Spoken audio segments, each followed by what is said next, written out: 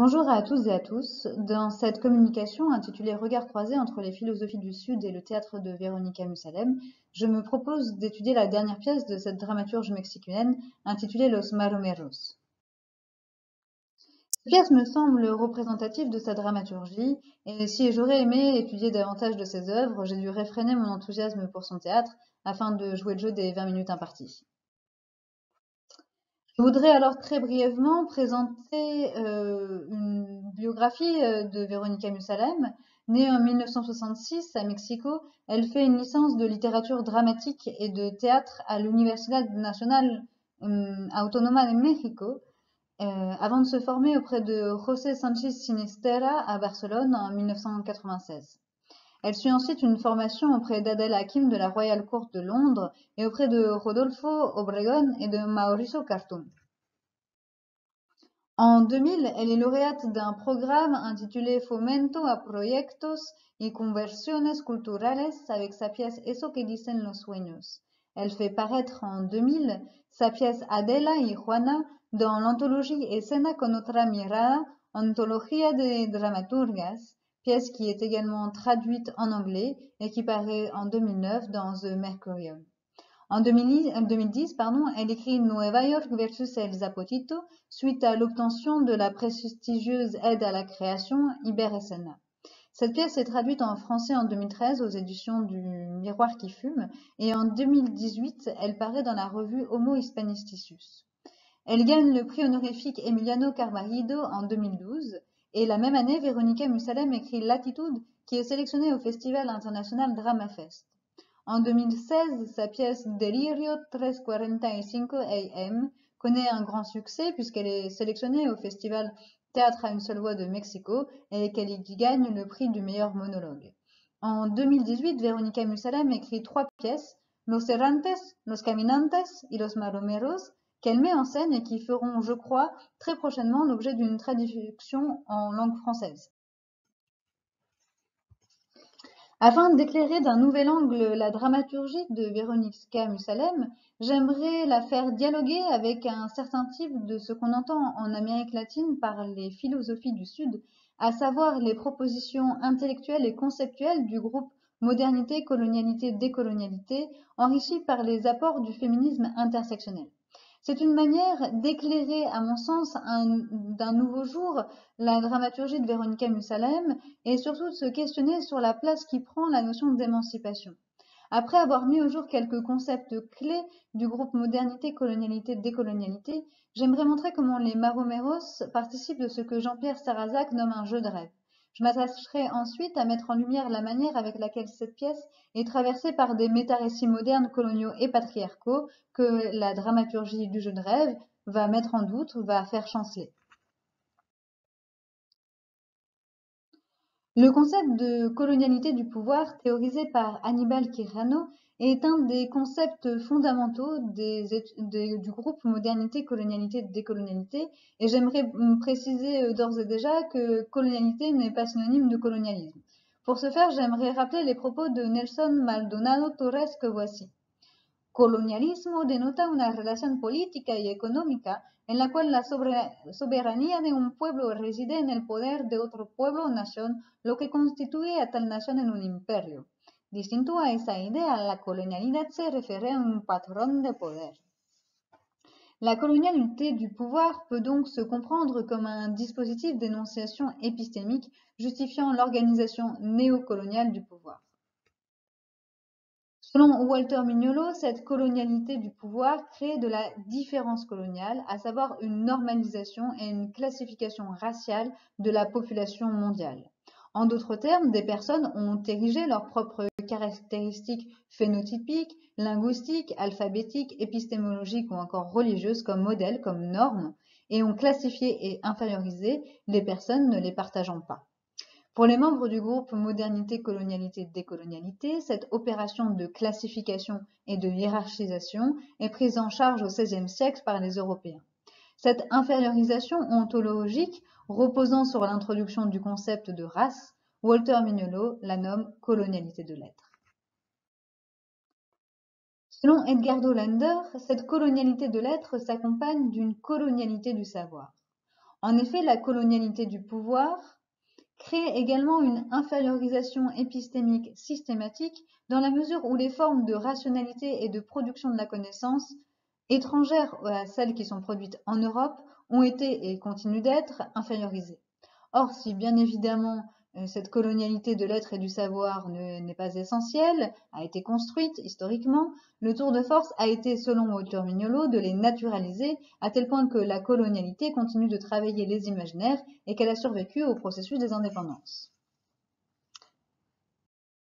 Pour Walter Mignolo, je cite, « La colonialité est constitutive de la modernité et en ce sens il ne saurait y avoir de modernité sans colonialité. » Pour lui, la modernité est, je cite encore, une époque historique racontée comme telle par des gens qui l'habitent avec leur corps, en même temps qu'ils sont habités par elle et qu'ils sont habilités à la dire.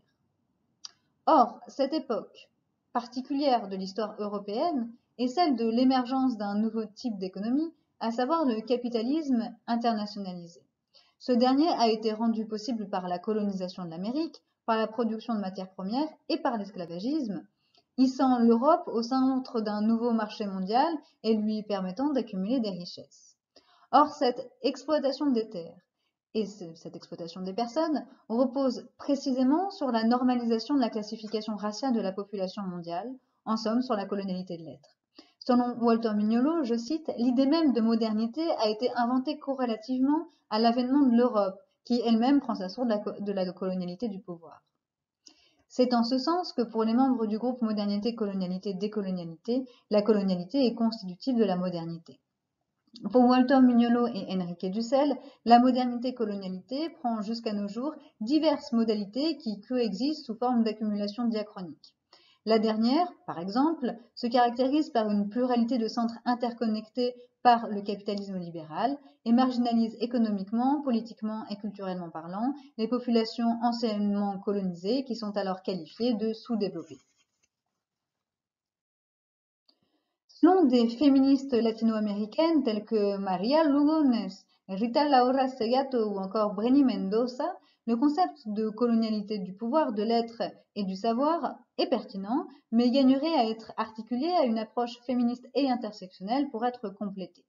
María Lugones, se fondant sur les écrits de Oyerunke Oyewumi et de Paola Gunn-Allen, montre comment la colonisation entraîne la destruction des sociétés gynécentriques, l'imposition d'une hétéronormativité, d'une bicatégorisation sexuelle et l'imposition du genre. Rita Laura Segato remarque quant à elle que la colonisation modifie la complémentarité des rôles dans certaines cultures et dépossède les femmes de leur pouvoir politique. Tant pour María Lugones que pour Rita Laura Segato, l'introduction en Amérique latine du genre tel qu'il est conçu en Europe au XVIe siècle, mais aussi l'introduction de l'hétéronormativité, facilite la colonisation et la soumission des peuples au joug colonial. Pourquoi? Par la déconstruction de liens intracommunautaires et par la déconstruction des structures organisationnelles existantes. De la sorte, pour elle, le genre est, je cite, una categoría central capaz de iluminar todos los otros aspectos de la transformación impuesta a la vida de las comunidades al ser captadas por el nuevo orden colonial moderno. Elles comprennent alors la colonialité du pouvoir comme un dispositif hiérarchisant les êtres et les savoirs sur la base, certes, de la normalisation raciale, mais aussi de la normalisation genrée de la population mondiale. Pour ce faire, elle parle de colonialité du genre. Alors que pour les membres du groupe Modernité, Colonialité, Décolonialité, une décolonisation ne peut être effective sans, je cite, une décolonisation de la connaissance et de l'être, les féministes précédemment citées rajoutent que, je cite, no hay descolonización si no se desliga de la introducción colonial de la dicotomía jerarquía hombre-mujer, macho-hembra. Cette décolonisation passe alors par une mise en exergue de l'entremêlement de la modernité et de la colonialité, par une dénaturalisation de leur classification et de leur hiérarchisation, et par un détachement, une désobéissance épistémique vis-à-vis de la modernité, prenant la forme d'une revalorisation épistémique de ce qu'elle a déprécié. Cette décolonisation vise l'instauration d'un monde pluriversel, dialogique, d'un monde qui rompt avec l'hégémonie épistémique occidentale et qui instaure un dialogue horizontal interculturel. Cette pluriversalité est un projet utopique en devenir qui prend sous la plume d'Enrique Dussel le nom de transmodernité. Je voudrais alors montrer comment la dramaturgie du jeu de rêve employée par Véronica Musalem dénaturalise les catégories modernes et coloniales, et je voudrais montrer comment Véronica Musalem réalise dramaturgiquement le projet transmoderne et comment son théâtre peut alors se lire comme un théâtre de la décolonisation.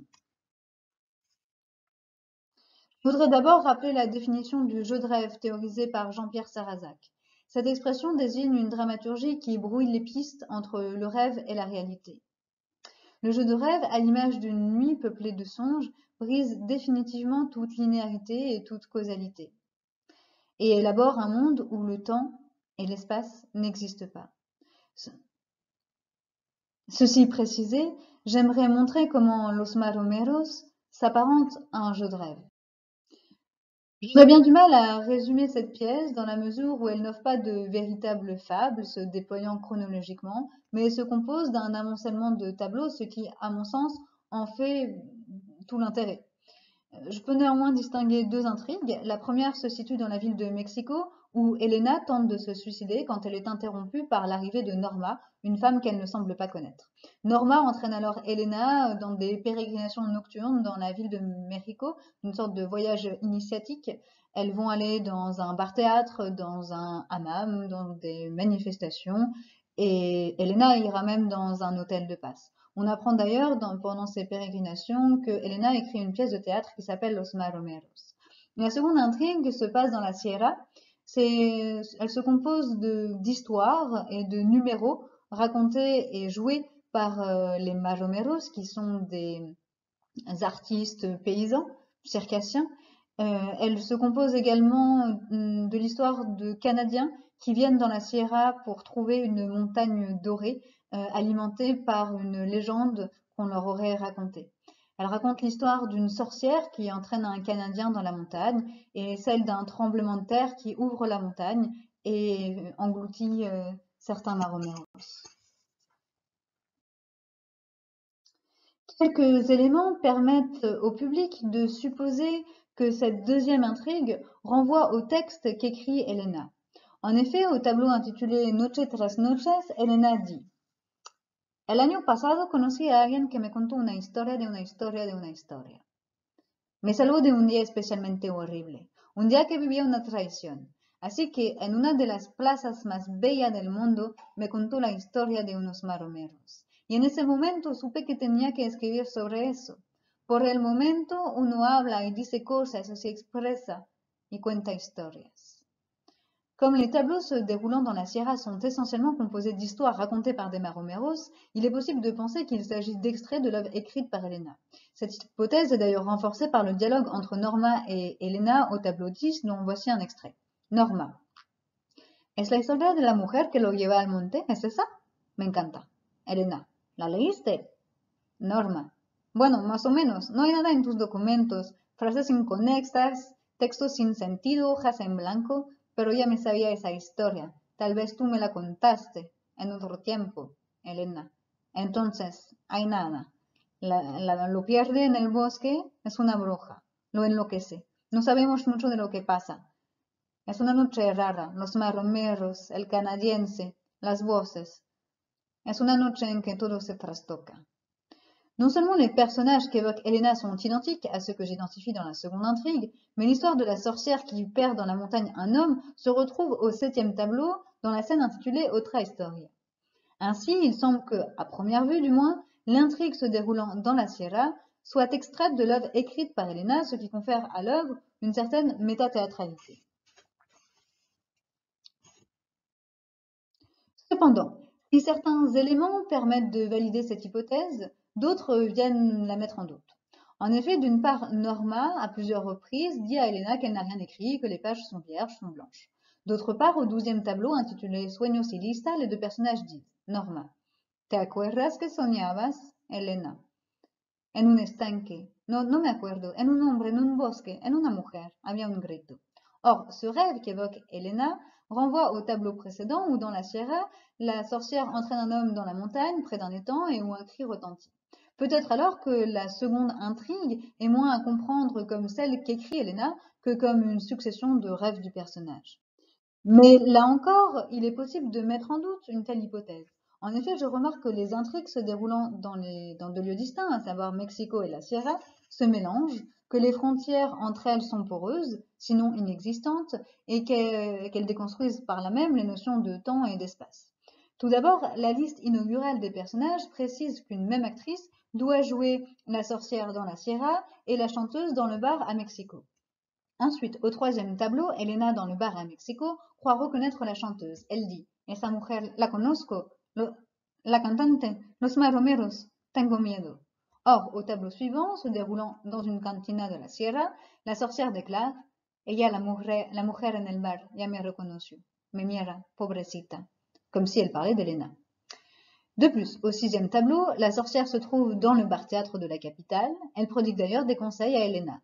Lo que tienes que hacer por una chingada es bailar, reír, embrujar, envejecer, reír, espiar, mirar, vivir en el monte, la soledad, beber, gritar, agarrar un boleto y viajar, usar brebajes, encantar, ser una maga, una bruja, una vieja, pero de verdad, por una chingada, un vodka tonic.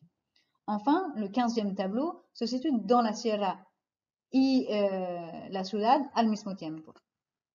L'ultime partie réunit quant à elle Los Maromeros, la sorcière, Elena et Norma. Peut-être alors que ce n'est pas uniquement la seconde intrigue, mais bien toute la pièce qui est une succession de rêves d'Elena. D'ailleurs, le prologue invite à valider cette hypothèse, car Elena y parle de songes. Elle dit: La noche mece con su suave aliento, a las almas en el reposo, sueños dulces, sueños inesperados, pesadilla de muchos. Par ailleurs, dans le premier tableau, elle dit à Norma: Bebo alcohol, tomo, me empedo, ¿no ves? Me drogo, me pongo hasta la madre.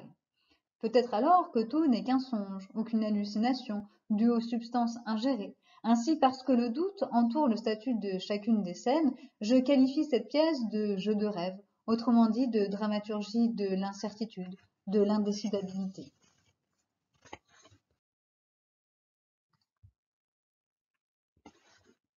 Il me semble alors que cette dramaturgie de jeu de rêve, celle qui auréole la pièce de doute et d'incertitude, entraîne dans l'hésitation générale les métarécits modernes, coloniaux et patriarcaux qui s'y dissimulent. Je voudrais en citer de manière non exhaustive quelques-uns, car le temps vient à manquer. Tout d'abord, j'aimerais commenter les paroles suivantes du Canadien. Pues a mí sí me gusta mucho, es guapa, es morena, me gustan las mujeres de por acá.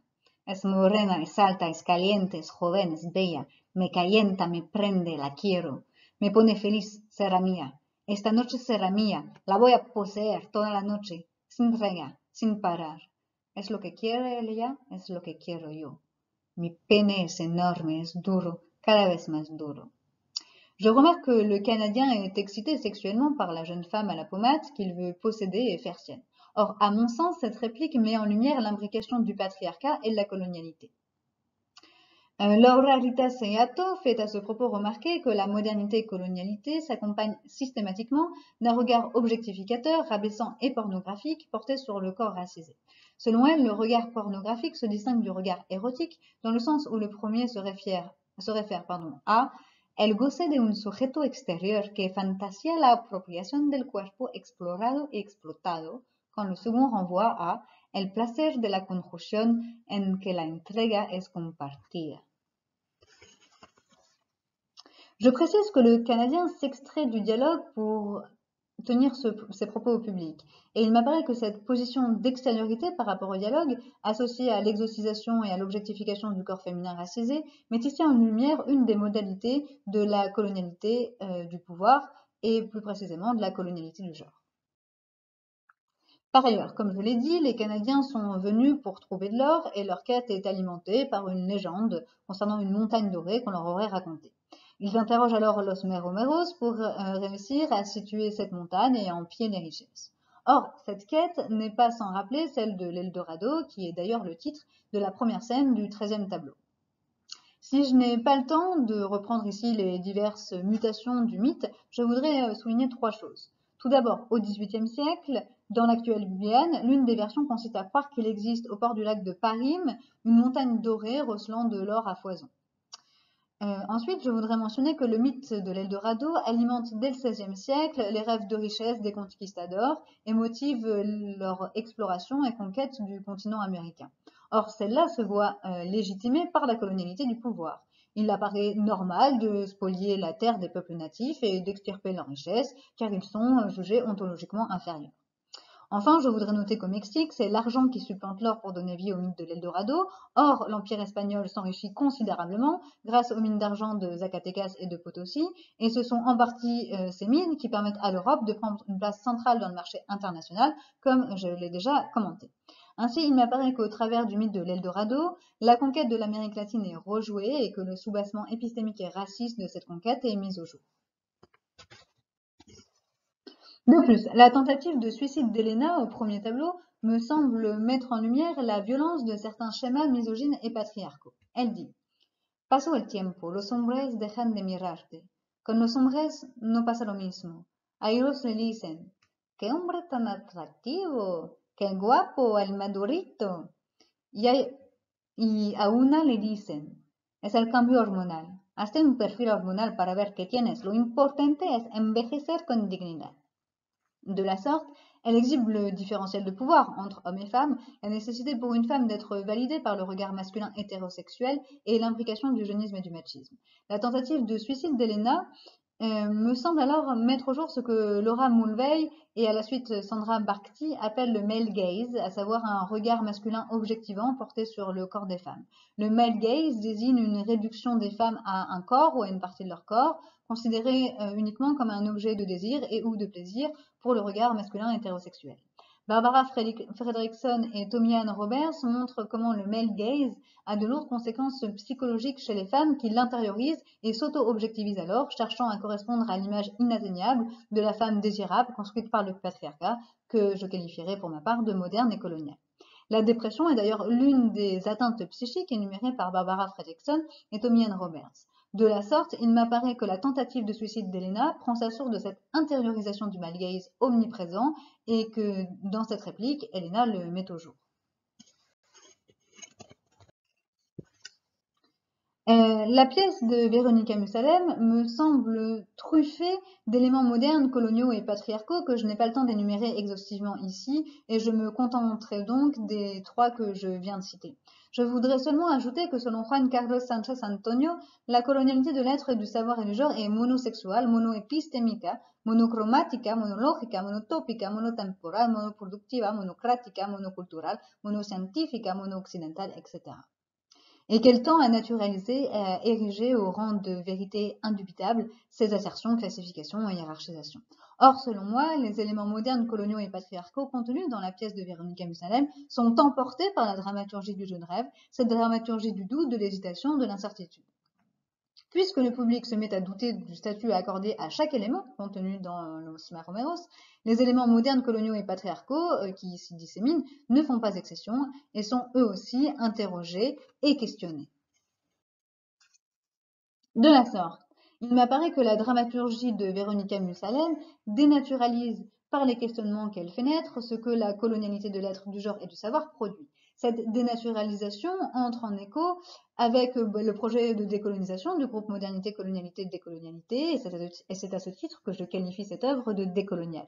De plus, le seul élément qui me semble indubitable dans cette pièce concerne Los Maromeros. C'est à la fois le titre de la pièce de Véronica Musalem, le titre de la pièce d'Helena, et en plus c'est le nom de personnages qui sont quasiment présents dans toutes les scènes. Or, la maroma est une pratique au Mexique allant de pair avec une affirmation identitaire, voire une revendication identitaire propre aux cultures zapotèques, mixtèques et nahuatl. Charlotte Pesquer montre d'ailleurs comment la pratique de la maroma se vit comme un héritage culturel à transmettre et à conserver, et qu'elle permet de consolider les liens à l'intérieur d'une même communauté. De la sorte, il m'apparaît que non seulement Los Maromeros de Véronica Musalem met en doute et questionne les éléments modernes, coloniaux et patriarcaux qu'elle contient, mais qu'elle procède également à une revalorisation épistémique de ce que la modernité-colonialité a infériorisé grâce à la maroma. C'est alors à ce titre que dans ma thèse de doctorat, je qualifie l'esthétique de cette pièce de Transmoderne. Merci beaucoup pour votre écoute.